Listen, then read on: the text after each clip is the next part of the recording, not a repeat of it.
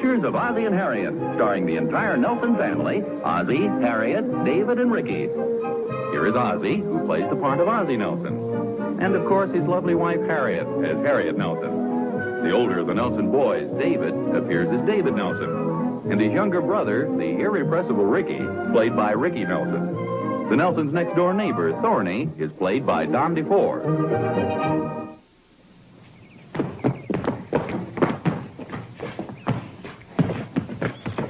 Boys, lunch is almost ready. Let's knock it off, huh? Hey, Pop, when a man comes dribbling down and the other guy blocks you under the basket, isn't that a foul? Oh, yeah, sure. Yeah, but he can't come dribbling right into you, can he? Well, when the defensive man has established his position, then the guy with the ball dribbles into him and they collide. That's a question for the referee to decide as to which one has committed the foul. Gee, you sure know a lot about basketball, Pop. Well, I'm not sure about that. I know a lot about diplomacy. Especially when you're hungry and lunch is about ready, huh, Pop? That's the general idea. Let's go, Rick. Hey, come on, David. You've been following me all morning. Hi, Oz. See you were putting the boys through their paces. Yeah, just explaining a few of the fouls to him. There's sure a lot of rules these days. It's kind of turning the game into a tea party. Yeah, I think it's good, though. It keeps the kids from getting hurt. When I was a kid, we used to play out behind the school. We called it basketball, but it was more like tackle football. Yeah. I know what you mean. We used to play a pretty rough game, too. So that football was really my game. Sure used to get banged up, though. I'll never forget one game when I got hurt. They had to take 8 stitches in my right hand. Oh, somebody step on it? No, I was carrying the ball, and I stiff-armed a guy. Of course, he had his mouth wide open. Very sharp teeth. Yeah, sharp teeth. Yeah, you get a very nasty wound like that. Somehow, you know, Thorny, it doesn't seem that the kids play as rough nowadays. I remember when I was a kid, we used to play tackle football right out in the schoolyard, just a gravel schoolyard. I know. Get our clothes torn, our eyes blackened. It was the same with me. The rougher, the better. Oh. You know, somehow, though, I think that sort of thing is good for a kid in a way. I mean, the indoctrination of the age-old law of survival. It prepares a kid for what he has to meet in later life. That's right. Would you believe it? I still have some scars that I got when I was a kid. Here, I have too, Oz. I've got one here that, oh, that's from a garter when I used to work there. Well, Oz, take a look at this. From a garter? No, I got this falling off a ladder when I was 7 years old. Oh. 4-inch gash, didn't let out a whimper. Oh, here's the thing. Oh, yeah, I don't think you can see the mark. But listen to this. Every time I kind of throw my knee, you can hear a little... Oh. Same thing. Listen to this. See if you can hear this. Can you hear that? What's this, the backyard burlesque? All right, Thorny and I are just comparing scars here. Oh, well, gird up your loins and come on in to lunch. You want to come to lunch too, Thorny? No, thanks, Harriet. I got to go home a little bit. Well, don't stay out here all afternoon. You think I was David or Ricky? Wives are really wonderful, aren't they? They push us around, laugh at us. They never seem to realize that we're not harmless little children. You know, I've often thought the same thing myself, Thorny. I don't think they seem to understand how thin this veneer of civilization really is. That's right. Actually, it wasn't too long ago that man lived in the wilderness, roamed the plains, hunting for his own food. You know, maybe it was my imagination, but I thought I detected a little glint in your eye when you said hunting just then.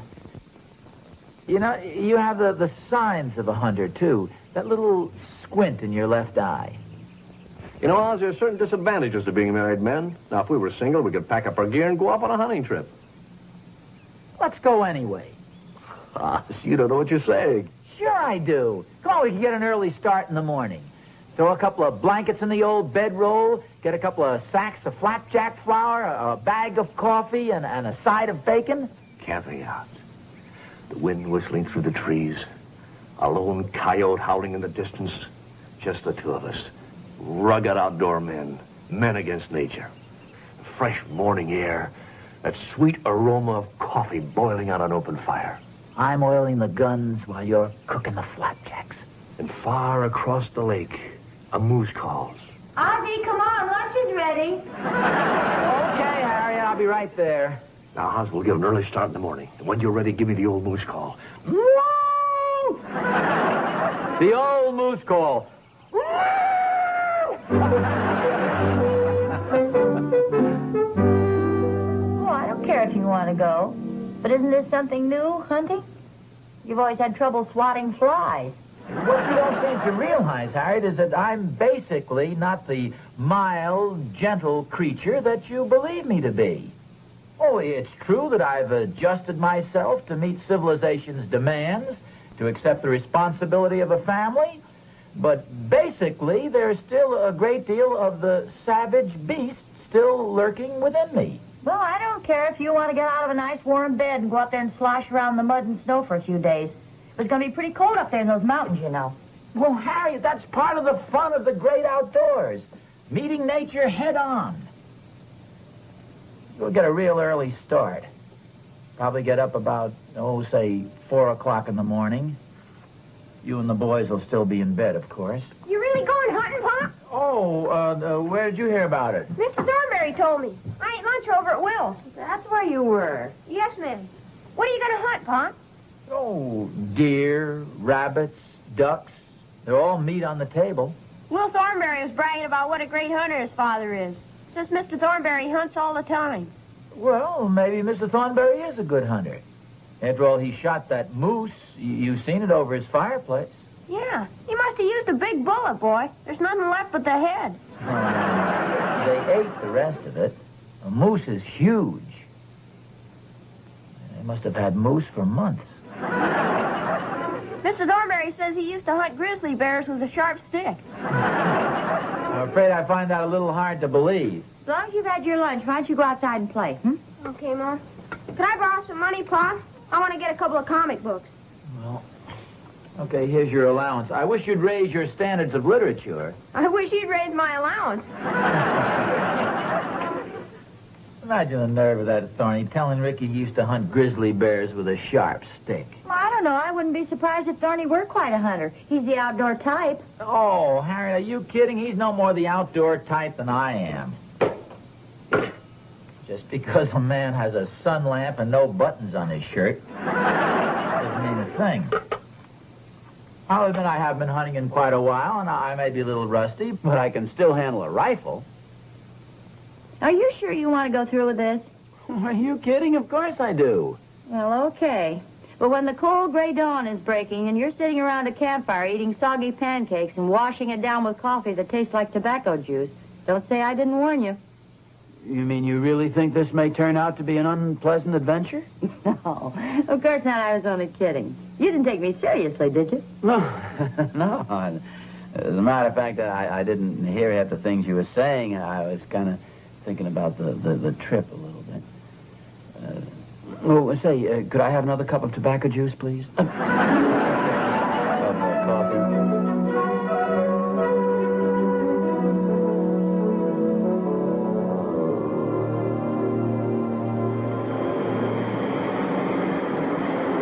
Harriet, I've been thinking this whole thing over, and I feel if I get up at 4 o'clock in the morning, I'm liable to disturb you and the boys. So I think it'd be much more sensible if Thorny and I got up at a reasonable hour and left at, say, maybe 9 or 10 o'clock, and that way we'd get up to the mountains in about 3 hours or so, and we wouldn't overdo it the first day. Oh, sure. Okay, dear. Harriet, I kind of sense that you're disturbed, a little worried about my going. Now, we can postpone this hunting trip. We don't have to go this weekend. Oh, no. Why should you do that? I think it'd be good for you to get away for a couple of days. Hey, Pop, you seen the paper about the Cachipuku Hills? No, is there a forest fire? No, they found those 3 hunters that were lost. 3 hunters lost? Yeah, they've been wandering around for a week with nothing to eat. Well, you see, things like that can happen to even the best of hunters. Oh, yeah, but it never happened to you, though, Pop. I don't think your father's going that far into the woods. Well, now, just a second. We're going quite a distance, Harriet. I won't try to conceal the fact that there is considerable risk involved. Oh, yeah, but you wouldn't get lost. Well, we certainly hope not, don't we, son? However, many men have been lost in the forest and never heard from again. Capable hunters and woodsmen have literally dropped from sight. Eaten, no doubt, by wild animals. Oh, I don't think you'll be eaten, dear. After all, there are no bears or mountain lions where you're going, so there's no real danger, is there? There's never any danger to hunting if you kill your quarry with the first shot. See, it's the wounded beast that turns and charges. How long are you going to be gone, Pa? Over the weekend.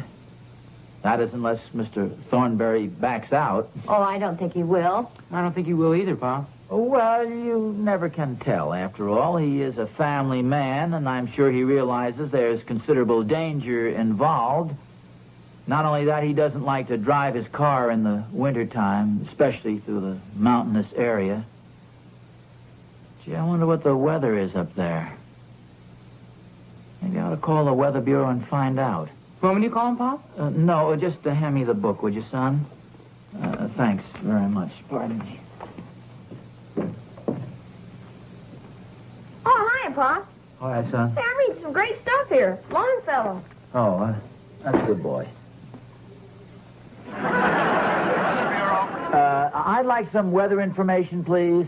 Local weather? No, the weather forecast for the Cahachapuco area. Cahachapuco Mountains? Yes, we're going hunting up there tomorrow. Don't get lost. Well, we'll do our best. What's the weather forecast? Excellent hunting weather. Oh, are you sure? Thunderstorms in the morning, followed by snow at the higher levels. You can follow their tracks. What about the next day? Snow and colder with rising winds. Sounds good, doesn't it? Yes, it's very good. Thanks a lot.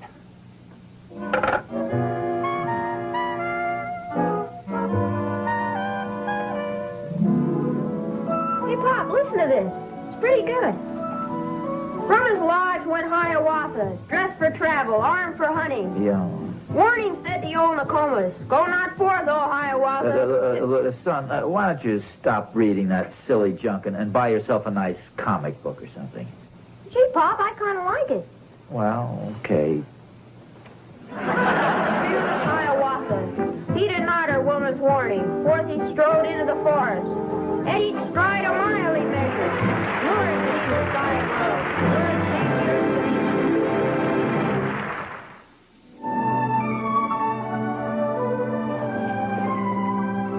Lured was Gitchy Goomy.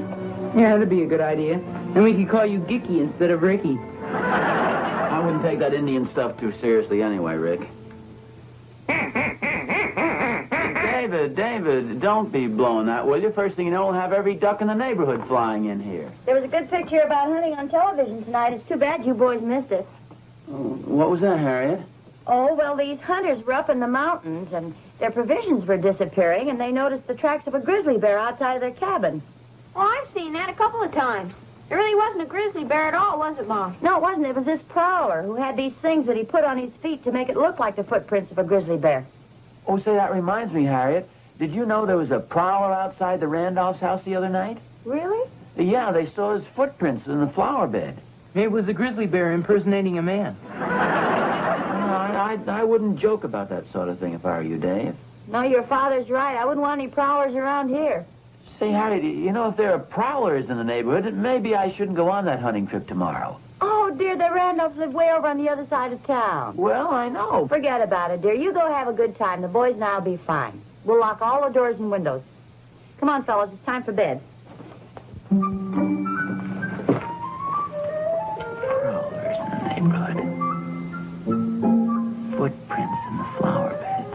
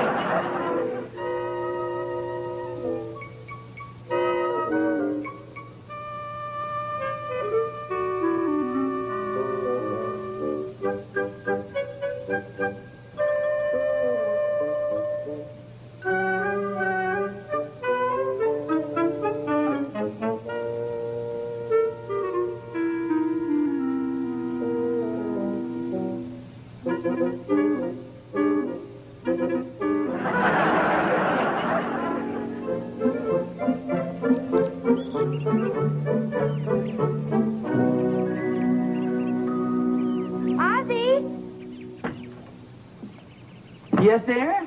Come here, quick. Was something the matter? Come here, look in the flower bed. What footprints? I mean... You've been prowling around here last night. Oh, for goodness sakes. Well, now, don't be alarmed, dear. Well, I am a little alarmed. Whoever it was had 2 left feet. Probably some sort of a lunatic. I wouldn't jump to hasty conclusions like that. Ozzie, I'm worried. Oh, well, don't be. For goodness sakes, you don't think I'd go off on a hunting trip with prowlers in the neighborhood, do you? Well, I would feel better if I knew you were going to stay home. Oh, of course I will. You just go in and fix breakfast, and I'll go tell Thorny the whole thing is off. All right. Hey, Oz, I was just coming over to see you. You know that we had a prowler here last night? Well, so did we, Thorny. I wonder if it could be the same one. Well, ours was the first prowler I ever heard of with 2 left feet. Yes, by golly, it's the same guy. Well, naturally, I couldn't think of going away for the weekend under these circumstances. Oh, certainly, Thorny. I understand perfectly. I feel the same way about it. Well, you aren't too disappointed, are you, Oz? Oh, well, it is sort of a letdown. I mean, I borrowed a lot of equipment and all that, but, you know, c'est la guerre. That's You do understand, though. Oh, sure. It wouldn't be right to leave the girls alone. Gee, doesn't it always happen that way? Maybe you plan too much or something, the darn thing always falls through. Yeah, sure tough luck. Well, maybe we can make it next year. Or maybe the year after.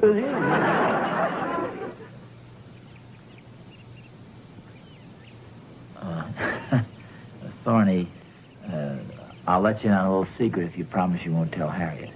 Yeah? What's that? I've never been hunting in my life. Oz, you old faker, you. Yeah, I guess I am. Oz. You know that big moose head that hangs over our mantel? Well, yeah, sure. Captain's sister won it in a bingo game.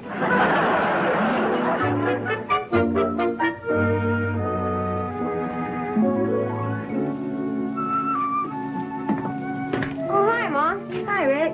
What are you doing? Getting the mud off your father's shoes.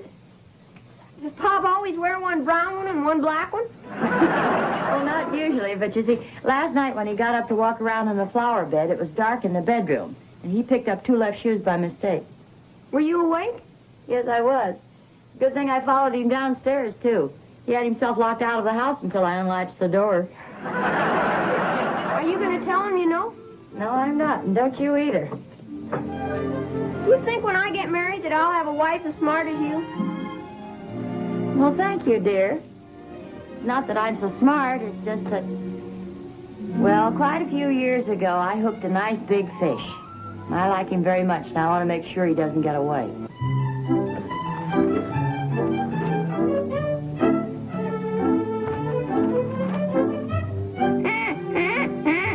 Don't do that, Ricky. You heard Pop. We'll have every duck in the neighborhood flying in here. David's right, Rick. How about this moose call? Yeah, you can blow that. I'm quite sure there are no mooses or meese or whatever they are. I'm quite sure there are none of those in the neighborhood.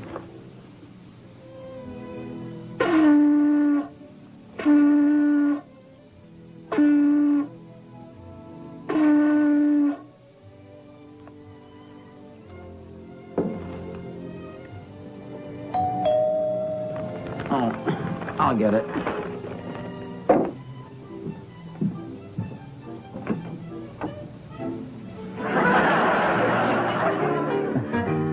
I'm sorry, we couldn't get a moose.